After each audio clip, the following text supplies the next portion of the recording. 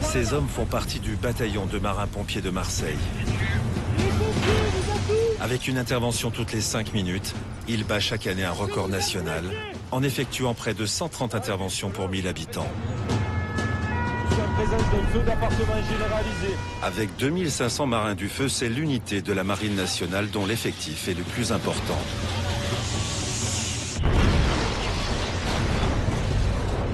Cette caserne veille sur la deuxième ville de France, mais également sur sa façade maritime. Doté de 7 sections opérationnelles spécialisées, le bataillon de marins-pompiers de Marseille répond à toutes les urgences, avec un objectif permanent, intervenir en moins de 10 minutes entre l'appel et l'arrivée sur les lieux. Si le bataillon est considéré comme l'une des unités les plus performantes d'Europe, il le doit à l'engagement sans faille de ses marins-pompiers. Marseille, c'est aussi des arrondissements entourés de nature, constitués de pinèdes et de garrigues qui, pendant l'été, s'enflamment à la moindre étincelle. Une devise est gravée dans le cœur de cette élite. S'il y a des vies qui vous sont chères, pour le bataillon, elles le sont toutes.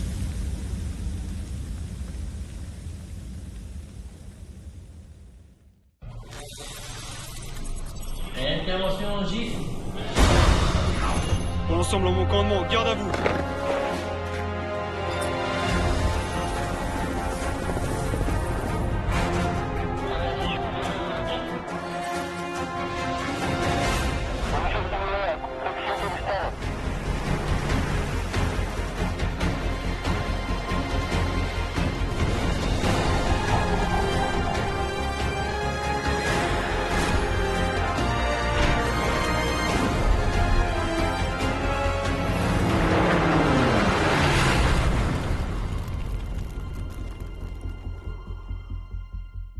Mistral, sécheresse et pyromane.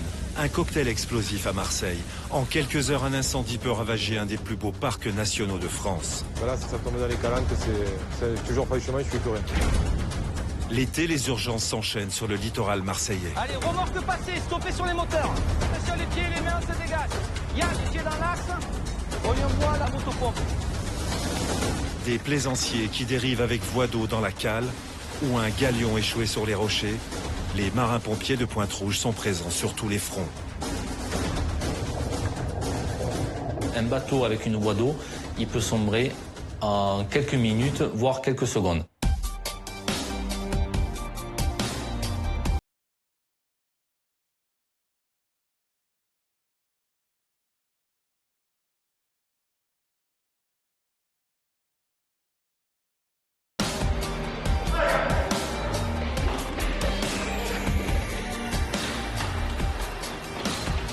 Régulièrement, les marins-pompiers du bataillon de Marseille avalent les 4 étages du bâtiment principal de la caserne Saint-Pierre. Car s'engager dans le bataillon des marins-pompiers, c'est intégrer une unité d'élite militaire de la Marine nationale. La condition physique est essentielle. Ce matin, Patrick, chef de groupe, vient de prendre son tour de garde. Dans quelques heures, il va devoir faire face avec son équipe à l'un des feux les plus destructeurs de l'été marseillais.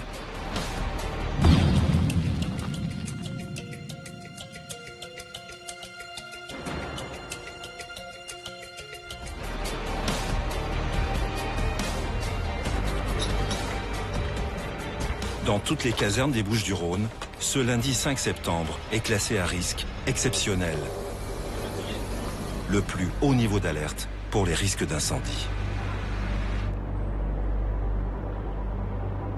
À 17h20, dans le sud-est de la ville, un incendie vient de se déclarer. Alimenté par des rafales de Mistral de 80 à 100 km/h, le feu progresse à la vitesse d'un cheval au galop.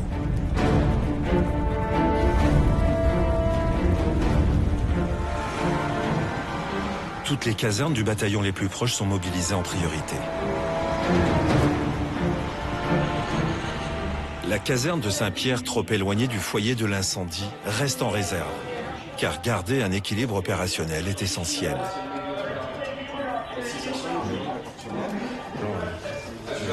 Le feu a dépassé la route sous la journée. Ah non, mais le feu, il va prendre le plateau, il va arriver à Carpier, il prend le plateau, il s'allume. Ah non, mais c'est sûr.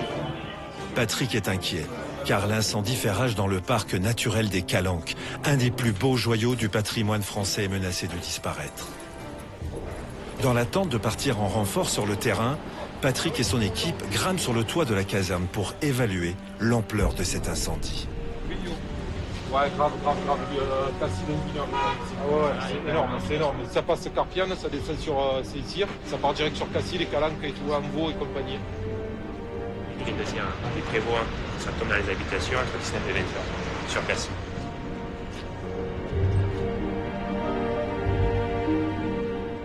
Et là, c'est juste, ça fait mal au cœur.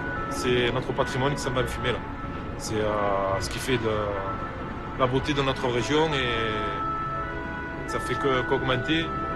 Les moyens sur place, ils font ce qu'ils peuvent, mais et là, la fumée, elle est dense, elle est basse. Il y a un vent sur zone qui est entre 90 et 1 km/h.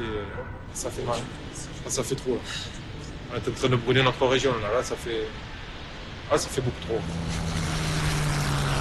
Les températures élevées de ces premiers jours de septembre laissent présager un incendie exceptionnel et difficile à maîtriser.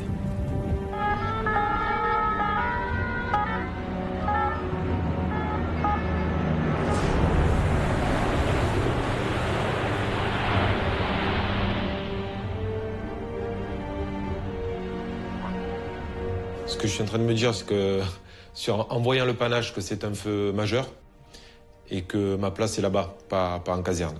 Mais chaque pompier qui voit une boule de fumée de cette taille a envie d'aller défendre sa commune. Le 22 juillet 2009, plus de 1000 hectares de garrigues sont partis en fumée en moins de 48 heures.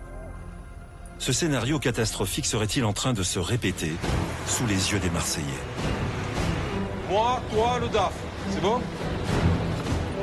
Allez mon petit, on y va! Saint-Pierre passe enfin à l'action.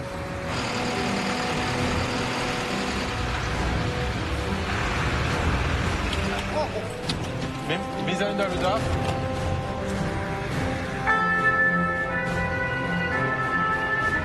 Les fourgons incendie font route vers le poste de commandement opérationnel installé à Luminy. C'est le point de départ de l'incendie. Sur le chemin, l'équipe de Patrick repère les premières fumées qui témoignent que l'incendie est toujours actif derrière les bâtiments universitaires. Arrête.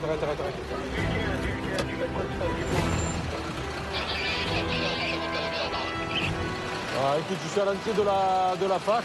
J'ai 3 FI, 2 VPI, un DAF. Pour l'heure, 4 Canadair en appui aérien effectuent des rotations pour étouffer l'incendie qui progresse rapidement à l'arrière du campus universitaire Aix-Marseille.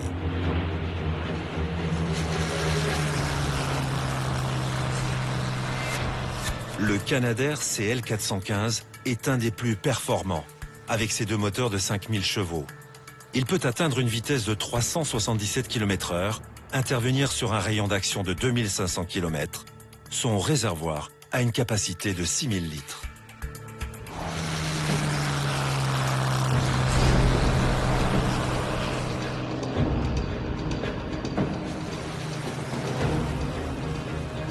Attisé par un fort Mistral, le feu a déjà parcouru 150 hectares de végétation en direction de Cassis et des Calanques. Un groupe d'intervention de marins-pompiers affectés à Luminy attend jusqu'à la dernière minute que l'université Aix-Marseille soit hors de danger. Nous, on est ici pour faire la protection de la fac, mais le feu, il n'arrivera jamais jusqu'à la fac. Donc là, pour l'instant, on est dans l'attente d'une nouvelle mission par rapport au chef de groupe qui a fait sa reconnaissance. Nous, on attend que ça. On est un peu chaud bouillant. Ouais. Et là, on attend de partir au feu, quoi. C'est pour ça qu'on fait ce métier. Nous étions tous en protection de la faculté, qui est quand même un enjeu majeur. Et je pars en reconnaissance avec le major Schillaci pour voir un peu l'étendue des dégâts et les missions à laquelle je peux être dédié. Arrivé donc sur le point haut, on voit l'ampleur du sinistre et on s'aperçoit que en fait, la faculté n'est pas directement impactée et que le feu est déjà en haut de la Ginette sur le plateau, qu'il a parcouru déjà beaucoup de kilomètres et beaucoup d'hectares. Dans sa reconnaissance, Patrick prend conscience de la bataille qu'il va devoir livrer contre cet incendie en évolution libre.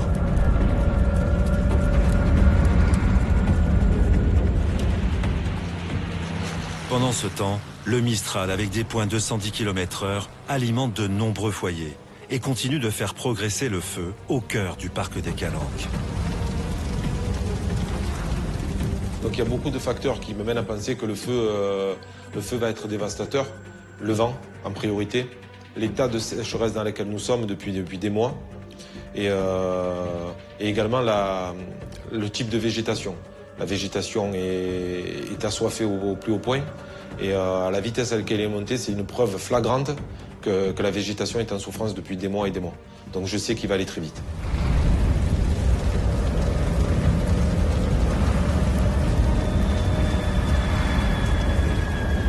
Impatient d'en découdre avec l'ennemi, Patrick, le chef de groupe de retour de reconnaissance, mobilise son équipe stationnée à Lumini. On va se trouver une mission parce qu'on part tous. Allez, tous, on part tous là-bas, on va travailler là-bas. Sinon on va pas travailler. Allez, go, go, go.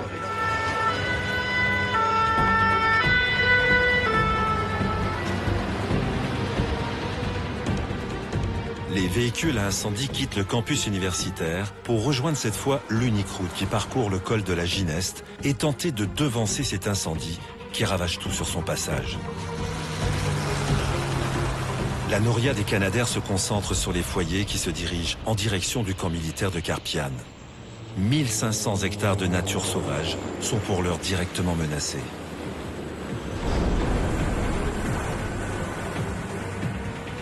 La départementale 559, qui relie Marseille à Cassis, est fermée à la circulation. 200 marins-pompiers sont en lutte de leur côté pour empêcher les flammes de dévaler vers la mer, en direction des Calanques.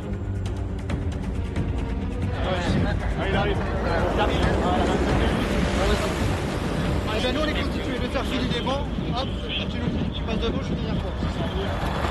Les CCF, les camions-citernes spécialisés dans les feux de forêt de la caserne de Pointe-Rouge, doivent laisser la priorité aux traqueurs et leur cargaison de retardants.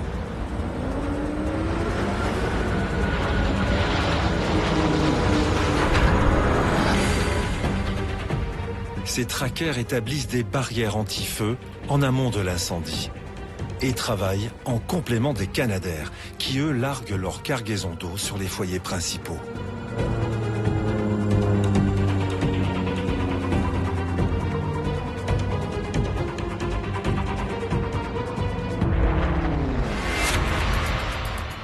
Le retardant est un mélange d'eau, de sel ineffugent et de gomme ou d'argile. Cette composition chimique permet de retarder la combustion des végétaux. La couleur rouge est de l'oxyde de fer.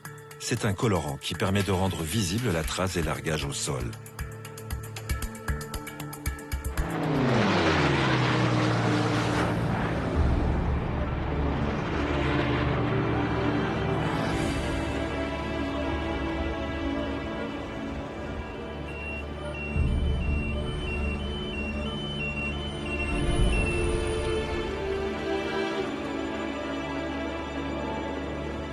À 19h, les marins du feu caressent enfin l'espoir de contenir les foyers les plus virulents.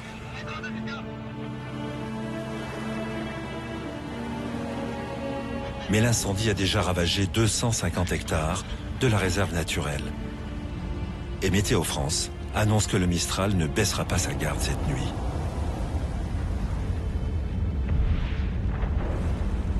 Pour les troupes au sol, le combat ne fait que commencer.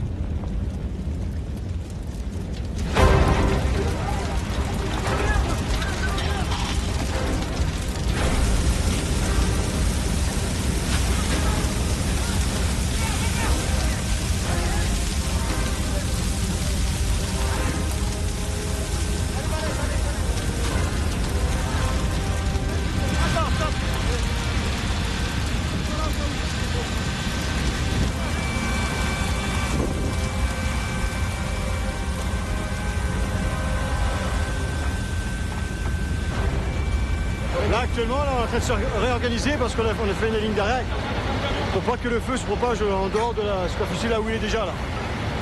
Là, il y a énormément de moyens qui sont engagés pour cette bonne raison qui se dirigent sur Cassis. Donc là, il y a des engins urbains qui sont partis en renfort sur Cassis. Là, on attend que tous les véhicules soient vides pour aller faire le plein ensemble, pour pas qu'on se sépare.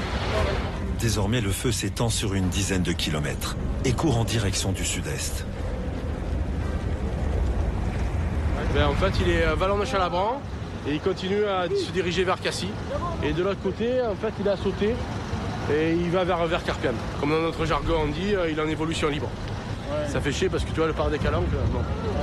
Il est parti en fumée.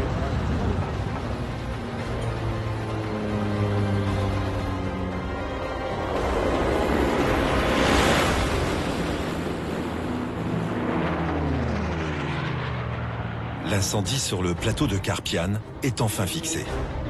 Mais le feu menace cette fois de s'engouffrer dans les couloirs naturels qui débouchent sur les calanques de Marseille et de Cassis.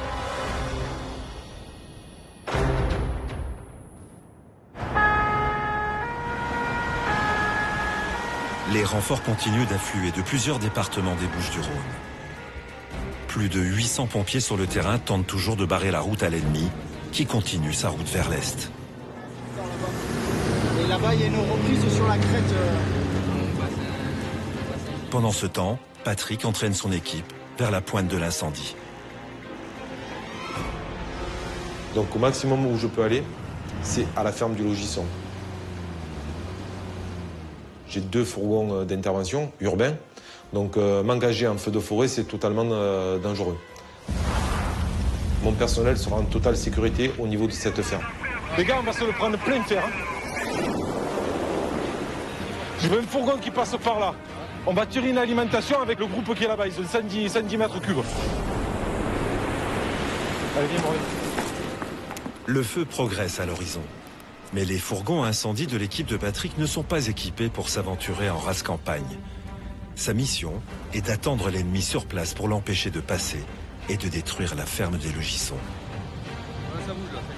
Ça y est, on est dedans. On est dedans. Le feu, comme tu peux le voir, il n'est pas très loin. D'ici un petit moment, il va être sur nous. On va aller l'attaquer.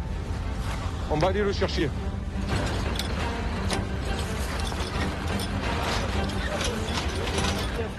En attendant l'affrontement, les marins-pompiers procèdent à un mouillage systématique de la végétation autour de la ferme. Ça, c'est quoi? C'est un point d'eau?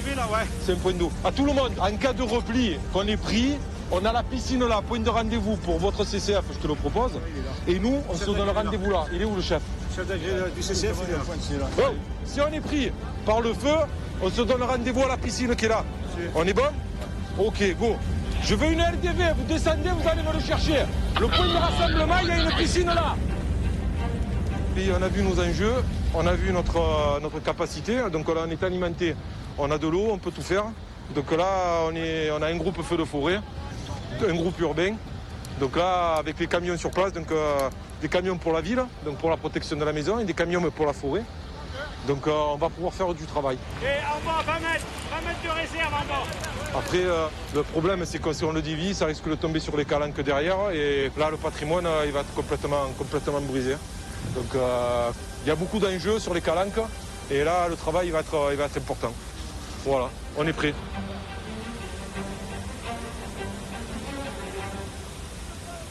Je sais que la lutte va être terrible, parce que le feu va nous arriver de face, le vent de face, donc on va avoir en premier lieu, et c'est toujours la même cinétique en feu, que ce soit urbain ou en feu d'appartement, les fumées qui sont toxiques, qui sont chaudes et qui propagent l'incendie. Ensuite, le rayonnement à laquelle on va être confronté, et ensuite, dans le 3e temps, les flammes. C'est ce qui peut nous poser problème, qui peut nous tuer, ce sont les fumées. La nuit approche et rend le feu plus menaçant. Mais Patrick, cloué sur place, n'a d'autre choix pour combattre l'incendie que de l'attendre patiemment sur cette ligne d'appui. Donc là, je mets en place mon personnel dans une distance sécuritaire par rapport à l'incendie, et je sais que quand il va arriver, ça va nous faire très mal. Le coucher de soleil sonne l'heure de la dernière rotation des Canadaires avant de rejoindre leur base.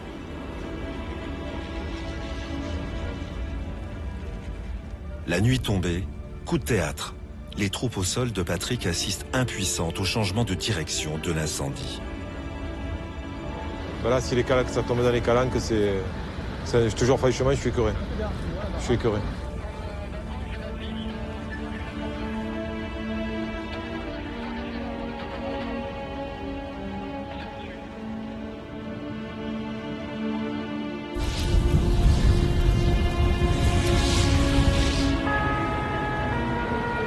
Les l'équipe de Patrick n'a pu livrer son ultime combat. Malgré l'arrivée de 400 hommes supplémentaires répartis en 8 colonnes, le feu continue sa progression sur les deux versants de la départementale 559, en direction de Cassis. Après 6 heures d'attente, l'incendie n'a pas rejoint la ferme des Logissons. Le rendez-vous est manqué pour Patrick et son équipe. On va avoir d'être désengagés, nous aussi. Chef secteur flanc gauche de Gilles Plombière, sur la 700. Sur notre secteur et sur la partie qui nous était délivrée, là, on a réussi à protéger. Le feu ne s'est pas dirigé sur nous, il s'est dévié. Il y a d'autres véhicules qui l'ont contourné, qui l'ont pris par derrière. Mais là, on est en train encore de se reformater, toujours dans un esprit de pouvoir prendre des véhicules et les envoyer ailleurs sur des points qui sont des nouveaux enjeux à partir de maintenant. Grâce à l'action rapide des Canadair et à la mobilisation des marins et sapeurs-pompiers, l'incendie est peu à peu circonscrit. Je suis satisfait de l'intervention des Canadair, bien évidemment, mais pour l'apport des plus jeunes, j'aurais aimé qu'ils travaillent pour qu'ils puissent avoir ce savoir, parce qu'on n'apprend que au feu. Il n'y a que le terrain qui nous prouve l'existence de l'incendie et qui nous fait ressentir la dangerosité.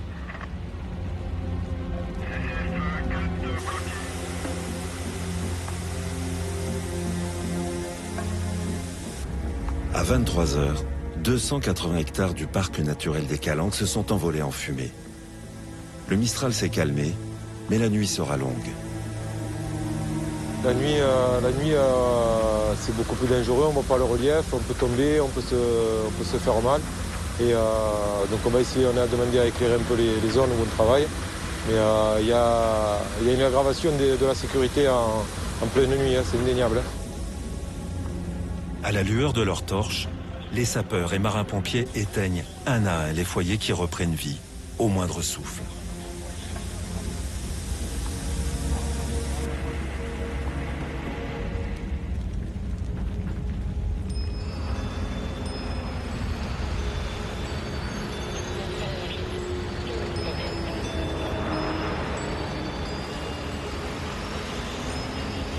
L'incendie achèvera son œuvre macabre jusqu'au bout de la nuit.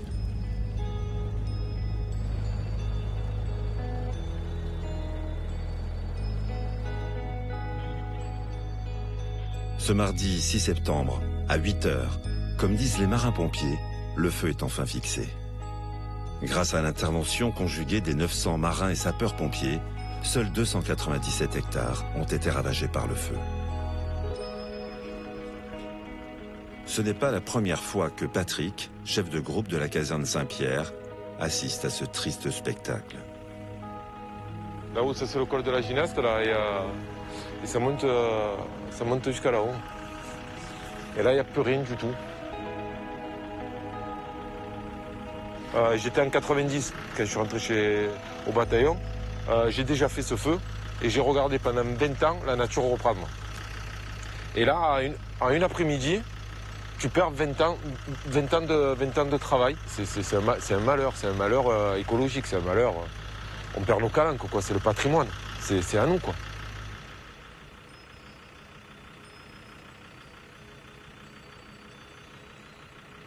Tout ça, là, les gens, ils ne le voyaient pas, en fait. On est dans une société qui est très rapide. Ils se sentent concernés une journée. D'une manière générale, je te parle. Ils se sentent concernés une journée, il y a un feu, c'est dramatique. Mais ça, ils ne le voyaient pas. Ça, ils ne le voient pas, ça, ils ne le vivent pas. Et nous, on est là toute l'année on tourne, on s'entraîne. Et ça fait mal au cœur. Les radios, les bâtiments changent. La 80, j'ai pas allumé. L'Antares, elle était pleine encore. Le deuil sera de courte durée, car la mission des marins-pompiers n'est pas terminée. Au lendemain d'un tel incendie, toutes les zones chaudes, prêtes à repartir au premier coup de Mistral, doivent être vite repérées et noyées. Comme ça. Donc je pense qu'il veut faire le noyage.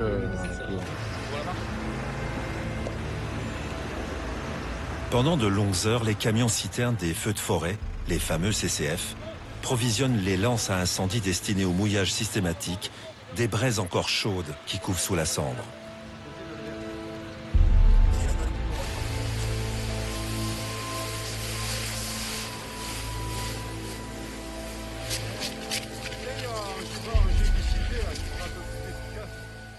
Cette phase, on appelle ça la phase de noyage, qui est une phase prépondérante et une des phases les plus importantes de l'incendie en feu de forêt, mais également en feu urbain, parce que cette phase va permettre de ne pas faire ce qu'on appelle une reprise d'incendie.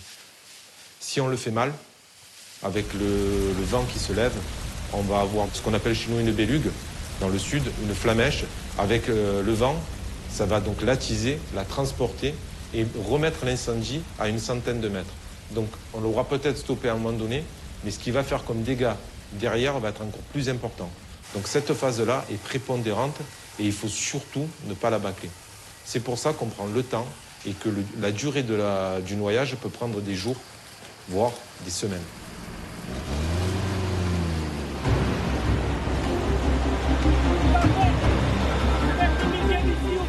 Mais pas le temps de souffler.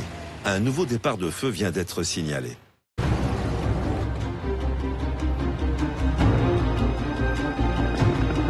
En cas de reprise de feu, ce sont les hélicoptères bombardiers d'eau qui peuvent intervenir en complément des Canadair. Dotés d'un réservoir de 600 litres d'eau, les HBE appuient les hommes au sol avec une grande précision.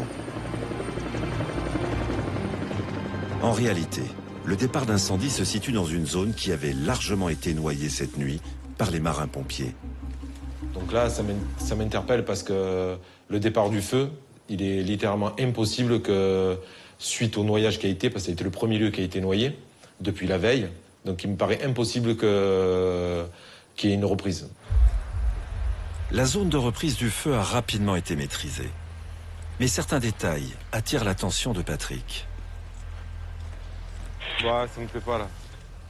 Ici, la zone a été énormément noyée hier, jusqu'à très tard dans la nuit, sur 20 mètres dans le brûlé et 20 mètres dans le vert. Et là, on se retrouve avec un départ de feu simultané à deux endroits différents, séparés de 20 mètres. Donc une reprise comme ça, c'est de l'ordre de l'improbable en fait. Ça n'existe pas. L'enquête de la brigade criminelle déterminera qu'un mineur serait à l'origine de l'incendie de Lumilly.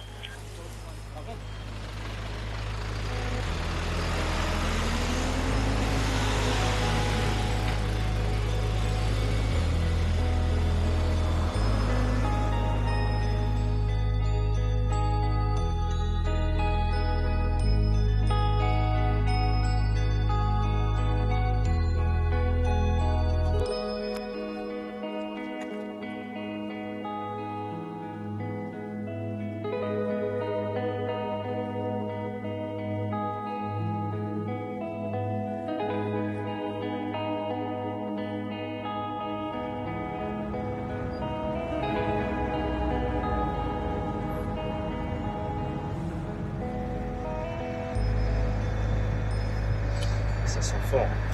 Bah là, ça va faire quelques temps.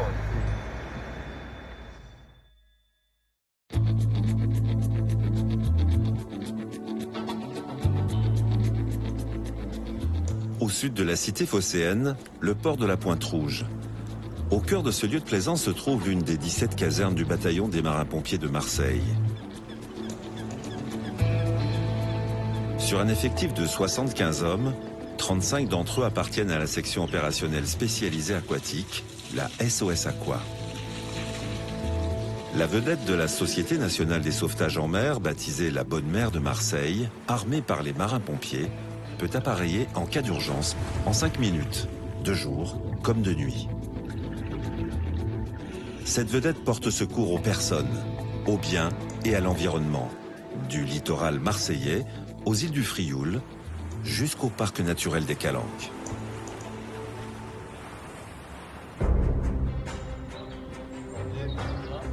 À Pointe-Rouge, de début juillet à fin août, les interventions sont multipliées par 2. Les effectifs sont renforcés.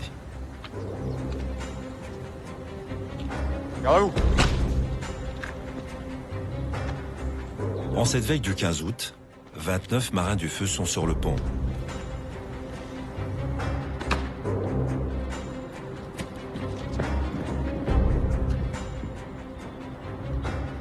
Envoyez.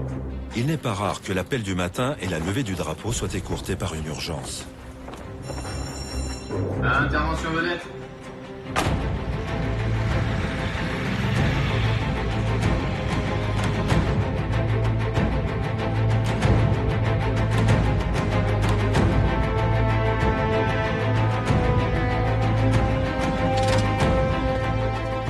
vedette, armée 24 heures sur 24, est prête à appareiller.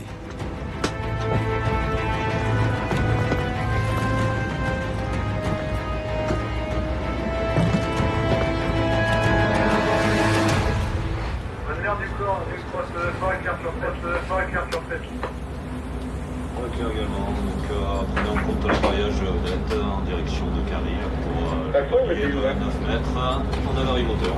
Yann et Bruno sont de service pour 24 heures. Tous les deux sont patrons de vedette.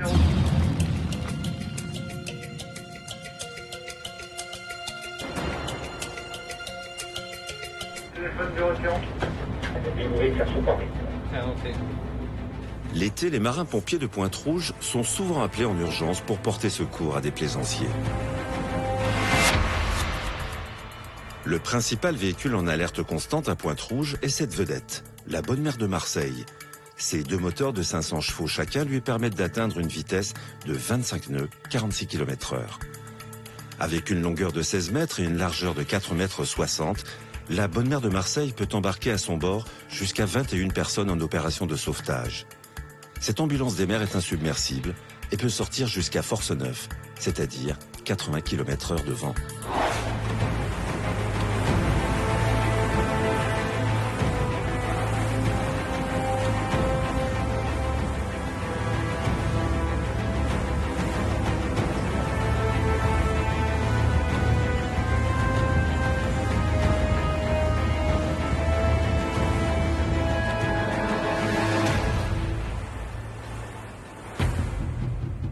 L'appel de détresse provient d'un bateau au large de Carry-le-Rouet.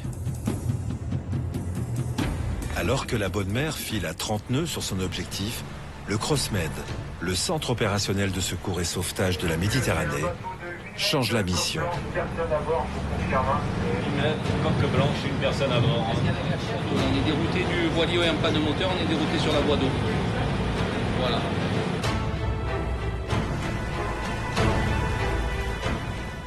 Mi-distance, à mi-trajet, il y a le CrossMed qui nous signale en fait une embarcation dans le même secteur, mais qui n'est pas en panne moteur, mais qui a une voie d'eau.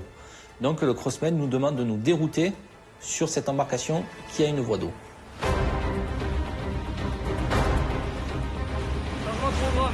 On repart pour une voie d'eau, un binôme de plongée. Vous mettez tous les deux? Ouais, je peux. Allez, vous mettez tous les deux en tenue de plongée? Il y a une voie d'eau à bord.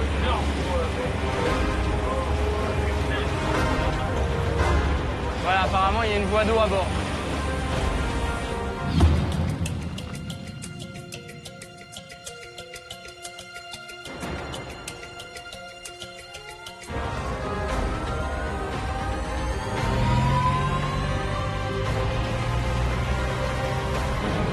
Un binôme en plongeur. Le troisième prépare la motopompe, change rien à la ligne de remorquage et après on se fait un brief en passerelle. C'est bon?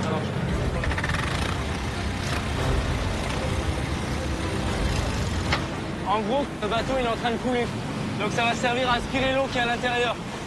Depuis l'appel du CrossMed, la mission n'est plus la même. Un bateau en panne moteur, il flotte. Dans l'absolu, il n'y a pas péril dans la demeure. Un bateau avec une voie d'eau, il peut sombrer en quelques minutes, voire quelques secondes. Bruno sait de quoi il parle. Il y a quelques jours, le 12 août exactement, un vieux gréement de 16 mètres croise au large des îles du Frioul, lorsque tout à coup, la proue du bateau heurte un rocher, ouvrant une brèche d'1 mètre sur son étrave. L'eau s'engouffre dans la cale du navire. Les marins-pompiers tentent de colmater la brèche, sans résultat. Alors l'équipe de Pointe-Rouge prend l'option de remettre à flot le galion pour l'échouer sur la plage la plus proche. Mais lors de l'opération de secours, un drame va se produire. La brèche s'élargit et le galion coule par 20 mètres en moins d'1 minute. Ça craque, hein, quand ça craque.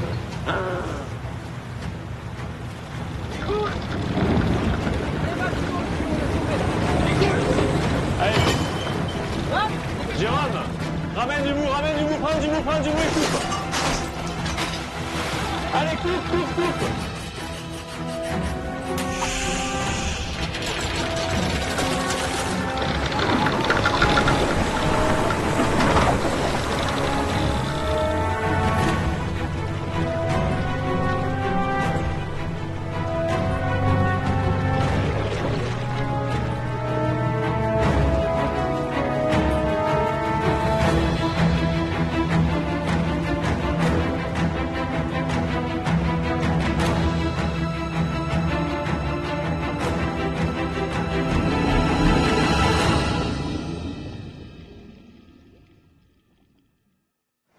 Retour sur la Bonne Mer qui vient d'être appelée pour une voie d'eau sur un bateau à la dérive au large de Carry-le-Rouet.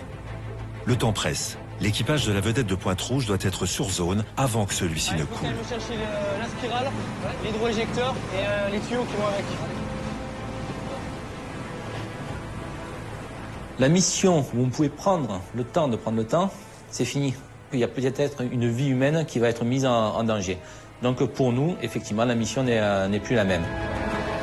La Bonne Mer vient d'entrer en contact avec le propriétaire du bateau. J'essaie de rentrer en contact avec elle pour lui donner des consignes de sécurité.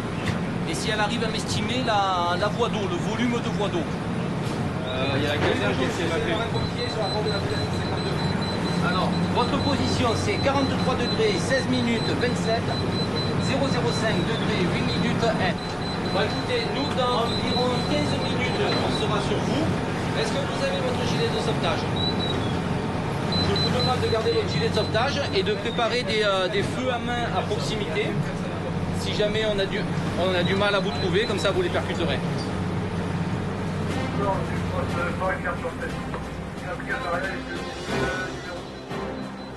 À mi-parcours, une alarme retentit à bord de la vedette. Un problème dans la salle des machines.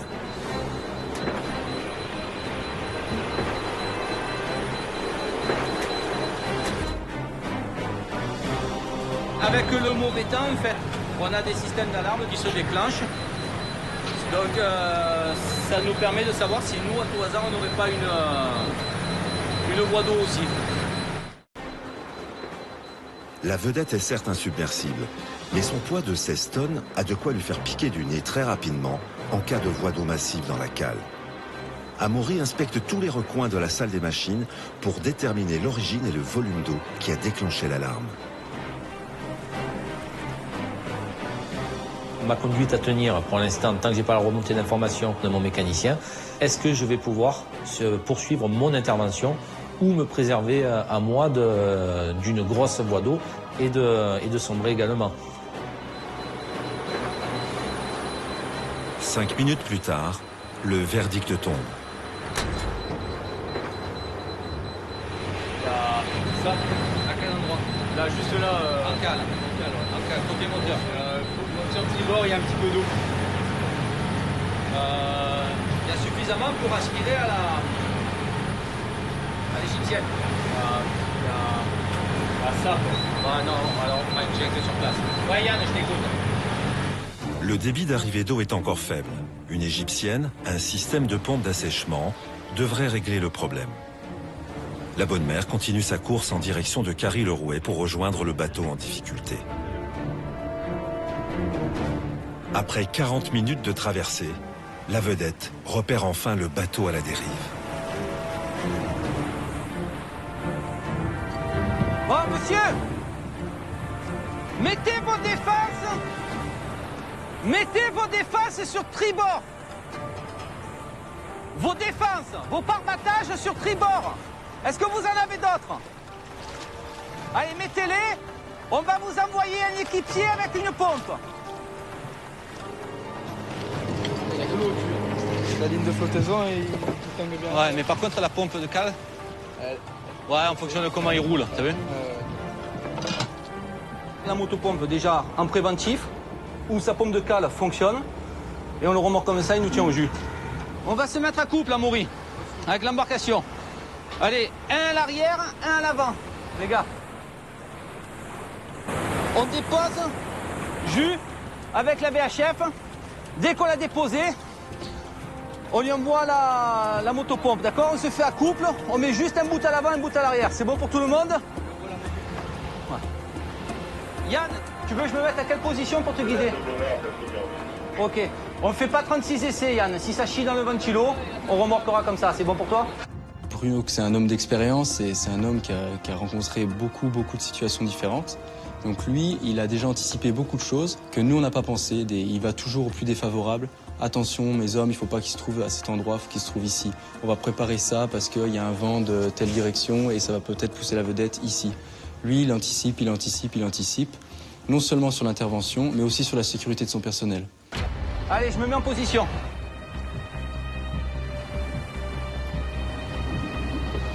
Voie d'eau, moteur en panne, Le propriétaire de la vedette n'avait aucune chance, même en se laissant porter par le courant, de rejoindre sa base à Carry-le-Rouet. Non.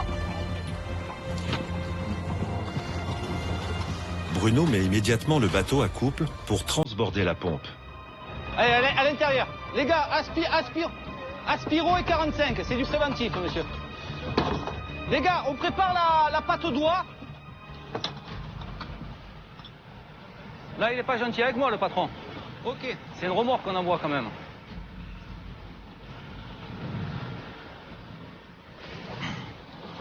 Allez, remorque passée, stoppez sur les moteurs. Les gars, attention, les pieds et les mains se dégagent. Yann, tu es dans l'axe. Ça file. Ok, il en a raccordé un. Vas-y, stoppe l'air, s'il te plaît, on arrive enfin, on arrive au Touré. Vas-y, reprends un peu d'air, Yann, s'il te plaît. Ok, ça me plaît quand ça se marche comme ça. Ok, on est sur le Touré, on fait filer, Yann. Ouais. Ouais, il a l'air de savoir en faire, le marin. Tu me dis quand tu casses? Ouais. Allez. Ok, remorque tournée. Ok, remorque en tension dans l'axe. La pompe embarquée va pouvoir vider le bateau au fur et à mesure de son remorquage jusqu'à bon port. Début de remorquage.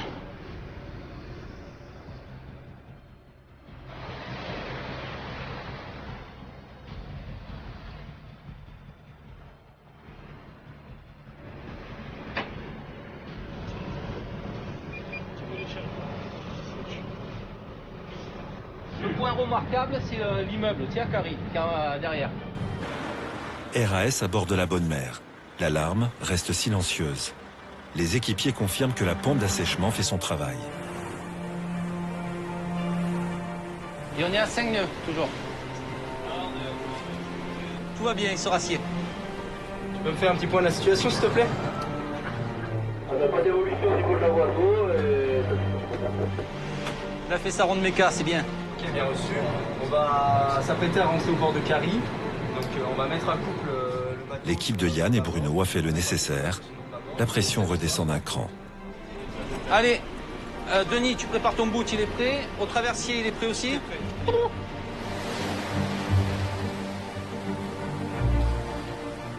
Allez, on est parti, Yann, alors. Amaury. Allez, laisse ça par terre. Allez, on reprend plus vite, ça passe dessous. Là.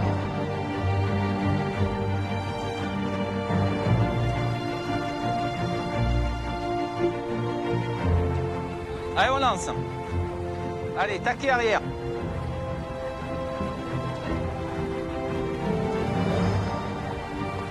Allez Yann, pour nous c'est bon. J'ai déjà eu une avarie malheureusement il y a 6 mois et que je vois une différence de professionnalisme aujourd'hui par rapport à les secours que j'ai eu il y a 6 mois. Ça fait plaisir à entendre. J'ai essayé d'appeler d'abord Carry pour voir s'il pouvait venir me chercher, il ne pouvait pas, et après j'ai appelé le cross. Voilà, disant que j'avais une panne moteur. Et là, ils m'attendent normalement pour le sortir parce que comme on a la voie d'eau, bien sûr, il faut le sortir tout de suite. Chaque intervention a un coût. Pour ce remorquage, le propriétaire devra s'acquitter de 1 300 €. Cette somme d'argent sera reversée à la SNSM, la Société nationale des sauvetages en mer. Mais la récompense pour Bruno, comme pour tout l'équipage, n'est pas d'ordre matériel. Yann, tu signes le tien, s'il te plaît. À la fin d'une intervention, moi je suis reconnaissant envers mon personnel et mon personnel est reconnaissant envers moi. La personne lui a sauvé son bateau, hormis sa vie humaine, mais en plus on lui a sauvé son bateau auquel il peut être attaché. Et même si ça reste qu'un bateau, moi ça me va très bien. Et encore une fois, on fait ce boulot pour ça, pour voir ces gens qui nous remercient. Cette nuit, Marseille va retrouver le sommeil, grâce aux anges gardiens du feu, qui eux ne dorment toujours que d'un œil. Je suis tombé amoureux donc de la profession, d'aider les autres et d'avoir un type de reconnaissance et d'avoir la sensation d'avoir un résultat immédiat par rapport au travail que je faisais. C'était un métier qui pour moi était une aventure humaine, que ce soit dans l'incendie ou dans le secours à personne, et on a un résultat immédiat. Pourquoi je suis marin-pompier? Le plaisir de rendre service. C'est pas un métier. C'est mon côté Saint-Bernard. Toujours été un Saint-Bernard, rendre service aux gens.